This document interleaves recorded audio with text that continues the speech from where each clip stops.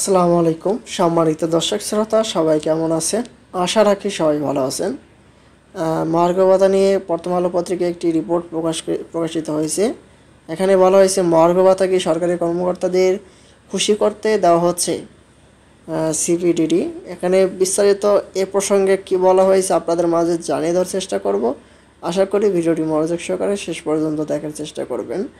আর আমাদের এই চ্যানেলটিতে নতুন হয়ে থাকলে অবশ্যই চ্যানেলটি সাবস্ক্রাইব করে পাশে থাকা বেল আইকনটি অন করে রাখবেন। এই রিপোর্টটি 27 মে 2025 সর্বশেষ আপডেট প্রকাশিত হয়েছে। দেখি এখন বিস্তারিত। দেখতে পাচ্ছি বলা হয়েছে সরকার মহার্ঘ ভাতা দেওয়ার নীতিগত অনুমোদন দিয়েছে। এখন যে 5% বিশেষ প্রণোদনা দেওয়া হয় তার বদলে এটি দেওয়া হবে। এতে সরকারি ব্যয় প্রায় 7,000 কোটি টাকা বেড়ে যাবে। এ বিষয়ে গবেষণা প্রতিষ্ঠান সেন্টার ফর পলিসি ডায়ালগের সিপিডি নির্বাহী পরিচালক ফাহমিদা খাতুন বলেন, এটা কি সরকারি কর্মকর্তাদের খুশি করতে বলা হচ্ছে?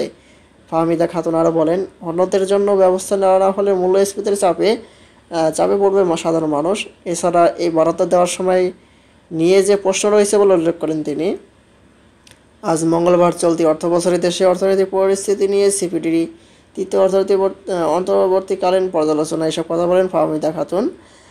বক্তব্য দেন প্রতিষ্ঠানের সম্মানীয় ফেলো মুস্তাফিজুর রহমান ও গবেষণা পরিচালক খন্দকার গোলাম মোয়াজ্জেম। এখানে এদিকে চলতি 2024-25 অর্থবছরের রাজস্ব লক্ষ্যমাত্রা আদায়ের বছরের বাকি সময়ে 64.6% প্রবৃদ্ধি অর্জন করতে হবে। অর্থবছর শেষ হবে আগামী 30 জুন। এই সময় এটি আদায় করা প্রায় অসম্ভব হবে বলে মনে করেছে গবেষণা প্রতিষ্ঠান centre for policy dialogue CPD. এর আগে মার্চ মাসে তারা জানিয়েছিল 2024-25 অর্থবছরে রাজস্ব ঘাটতি হতে পারে 1,05,000 কোটি টাকা। এখানে মহার্ঘ ভাতা সম্পর্কে এখানে তাই বলা হয়েছে সর্বশেষ আপডেট। এই হচ্ছে মহার্ঘ ভাতার নিয়ে সর্বশেষ আপডেট। পরবর্তীতে নতুন নোটিশ আসা মাত্র আমাদের চ্যানেলটিতে পেতে অবশ্যই চ্যানেলটি সাবস্ক্রাইব করে রাখবেন। আজকের মতো ভালো থাকবেন, সুস্থ থাকবেন। ধন্যবাদ সবাইকে। আসসালামু আলাইকুম।